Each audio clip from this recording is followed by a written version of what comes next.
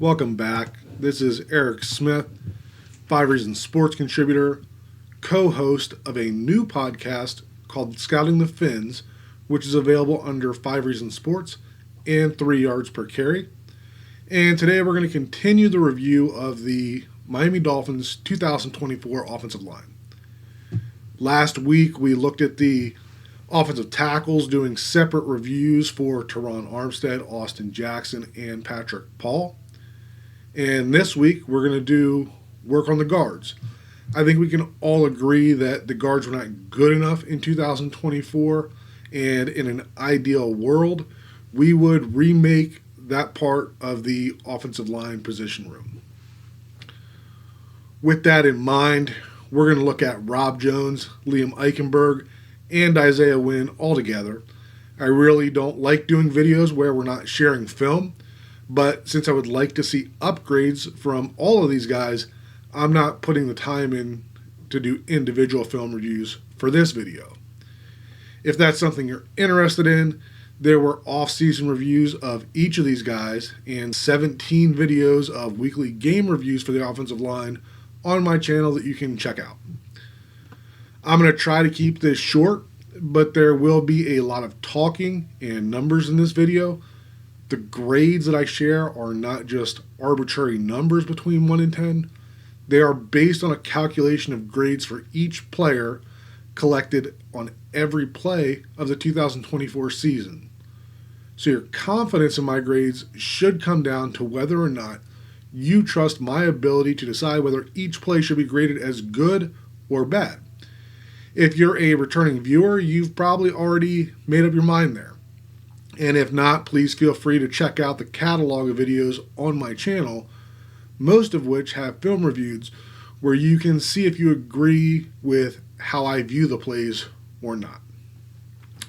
So overall, you can see in the top right here that there was 5,700 plays graded, and 8.31 is the cumulative average of all of those snaps.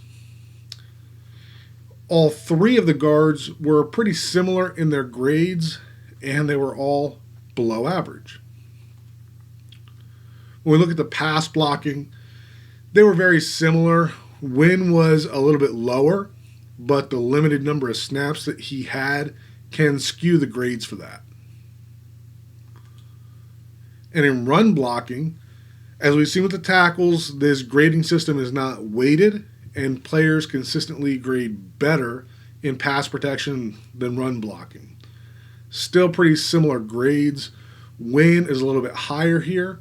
Again, that's on limited snaps and still below the overall average. Let's take a deeper dive into the different types of assignments in pass protection. So when protection is slid to their side, so for Jones, this is going to be when it's slid to the left, and for Eichenberg and Wynn, this is going to be when it's slid to the right. So they are getting help in these situations, and as expected, they're going to grade pretty well here. Not a whole lot of separation in this blocking concept. When they slide away, so this is going to be protection slid to the right for Rob Jones and protection slid to the left for Eichenberg and Wynn. These situations put the guards on a little more of an island. The tackles are usually manned up on an edge rusher, and the center's eyes are going away from the guard here. Jones was the best of the group here and still graded lower than any of the 3 offensive tackles, except for the few snaps that Patrick Paul was playing out of position on the right side. And this just wasn't good enough. When we look at when they were pulling, this is going to be play action type pass protection. This is going to be off of a counter or a long trap or a power concept. Wynn only did this once, so obviously not enough to grade. Jones and Eichenberg were similar, with Eichenberg having a slight edge here. All right, let's look at the run game. So Wynn's going to have mostly not applicables here, because of his limited number of snaps. And the first one we're going to look at is a power concept to their side. So this is more your gap or man schemes. So this is counter or power or trap, where the concept is in the direction of the guard.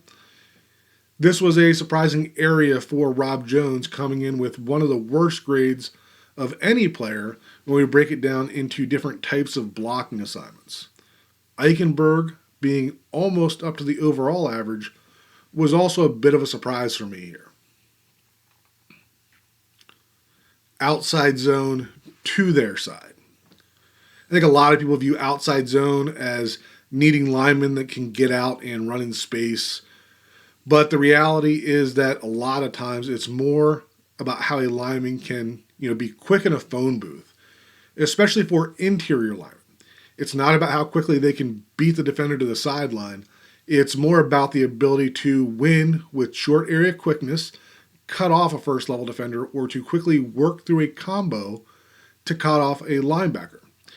Jones was not good enough in this area, but his ability to get in position and anchor better than Liam, I think, is probably most responsible for the difference in grade here. Inside zone to their side. So this is almost always a combination block. I don't think it's a big shocker here that neither guard was good enough, and that Jones, with his edge in the power game, was a notch better than Eichenberg. All right, let's talk about when the play is going opposite of these guards. So when they're pulling, again, this could be long trap, power, counter. This is where the guards are pulling to the opposite side of the formation. Eichenberg is a better athlete than Rob Jones, and that's where this shows up some. And I'm starting to feel like a broken record, but even Liam's grade here was not good enough. But you can still see the gap that exists in his ability when pulling versus Rob Jones. Outside zone away, and again, not about winning with speed for the guards. It's about winning with quickness to hit the landmark and to cut off backside pursuit. So this is one concept or blocking technique that Isaiah Wynn did have enough snaps to qualify for a grade, but it was still a low number of snaps. Only doing 11 times leaves plenty of room for one negative grade to really impact that. And then the final one here, so this is inside zone or duo away. These grades aren't too far from the inside zone plays to their side, and that shouldn't come as a shocker because the asks in an inside zone or duo concept are very similar on the front side and back side, where they're both looking to get vertical movement. All right, so if you've been along for the entire ride through this offensive line review, you can see that the performance of the tackles far outweighs the performances of any of these guards. And that really shouldn't be the case. The assignments asked of the guards are typically easier than what they're asking from the tackles. Well, I stand by my statement that playing with any of these guys as your fifth best offensive lineman is something you can still have success with. I've never said that any of these guys should not be looked at for places of improvement. Considering the performance of this group in 2024, despite being fairly healthy, I think having some likely stability in the expected starters at both tackles and center will provide a great opportunity to see some fresher faces at the guard positions without really sacrificing that continuity that we talk about all the time. My next video should be finishing up the 2024 offensive line review, which will be a review of the center position where only Aaron Brewer played in 2024. As always, leave a comment below. Let's keep the offensive line talk going.